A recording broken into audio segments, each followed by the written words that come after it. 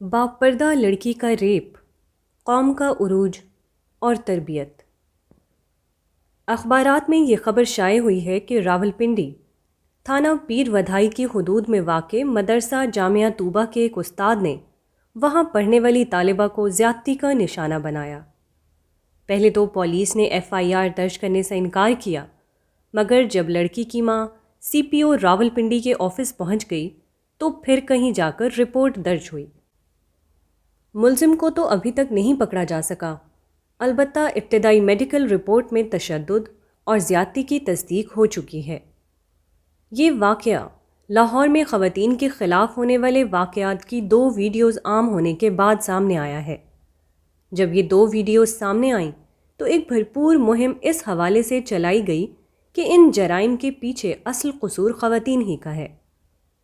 کہا گیا کہ پہلی لڑکی ٹک ٹاک ویڈیو بنانے مینار پاکستان کیوں گئی اور دوسری لڑکی چنگچی میں بے پردہ ہو کر کیوں بیٹھی تھی۔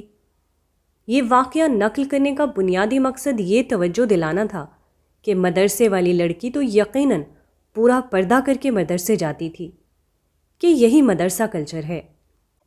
مگر دیکھیے کہ اس کے ساتھ بھی کیا ہوا۔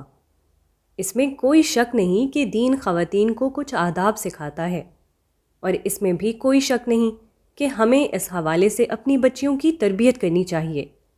لیکن جب کسی عورت کے خلاف جرم کا ارتکاب ہو جائے تو اس سے زیادہ برا رویہ کوئی نہیں ہو سکتا کہ اس جرم کا ذمہ دار عورت کو یہ کہہ کر ٹھہرایا جائے کہ اس نے یہ کیوں کیا اور وہ کیوں کیا۔ جرم کے موقع پر اصل کام یہ دیکھنا ہوتا ہے کہ پولیس اور عدالت اپنا کام درست طریقے سے کر رہے ہیں یا نہیں۔ جیسے ریپ کے اس کیس میں متاثرہ خاندان نے الزام لگایا ہے کہ پولیس ملزم کو پکڑنے میں ٹال مٹول کر رہی ہے، اور ملزم اپنے ساتھیوں کے ساتھ مل کر خاتون کو جان سے مارنے کی دھمکیاں دے کر صلح کے لیے دباؤ ڈال رہا ہے۔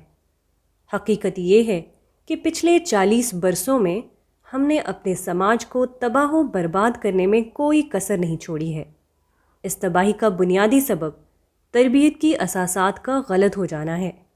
اس کے نتیجے میں معاشرے میں ہر جگہ بے عمل، بے کردار، معقولیت سے خالی، انتہا پسند اور منفی سوچ کے حامل لوگ نظر آتے ہیں۔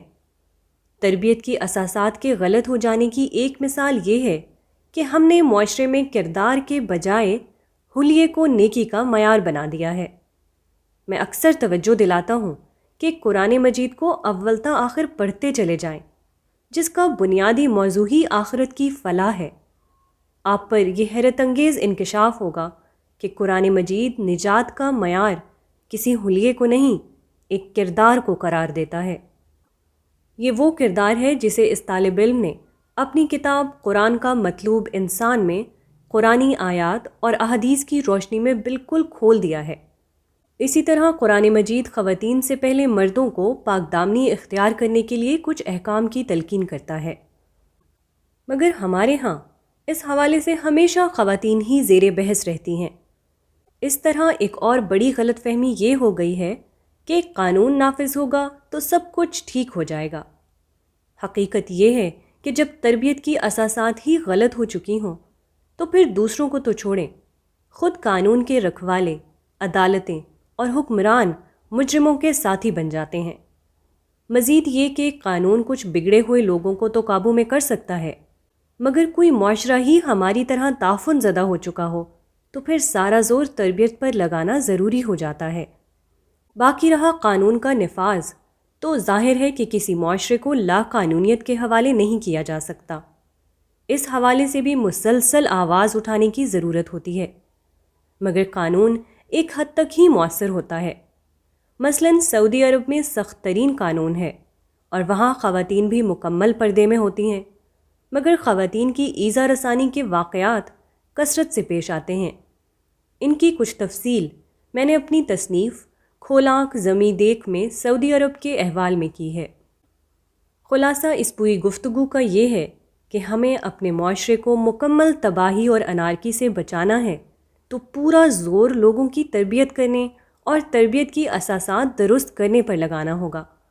آج یقیناً حالات بہت مایوس کن ہیں، لیکن تاریخ اور سماجیات کا مطالعہ یہ بتاتا ہے کہ اگر کچھ لوگ جنہیں مشہور تاریخ داں ٹوائن بی معاشرے کی تخلیقی اقلیت یا کریٹو مائنورٹی کہتا ہے۔ پورے عزم کے ساتھ اٹھ کھڑے ہوں تو وہ تاریخ کا دھارا بدل سکتے ہیں۔ ٹوائن بی کے مطابق دنیا کی عظیم قومیں اور تہذیبیں اپنے عروج سے قبل ایسے ہی مشکل حالات میں گھر جایا کرتی ہیں، جس کے بعد یہ تخلیقی اقلیت اگر اٹھ جائے تو پھر یہی مشکلات قوم میں بام عروج پر پہنچنے کا جذبہ پیدا کرنے کا ذریعہ بن جاتی ہیں۔ لیکن اس کے لیے شرط یہ ہوتی ہے کہ عام لوگ اس تخلیقی اقلیت کا ساتھ دیں۔ لوگ اگر غیر جانبدار ہو کر بیٹھے رہیں گے تو پھر اس قوم کی کشتی کو ڈوبنے سے دنیا کی کوئی طاقت نہیں روک سکتی۔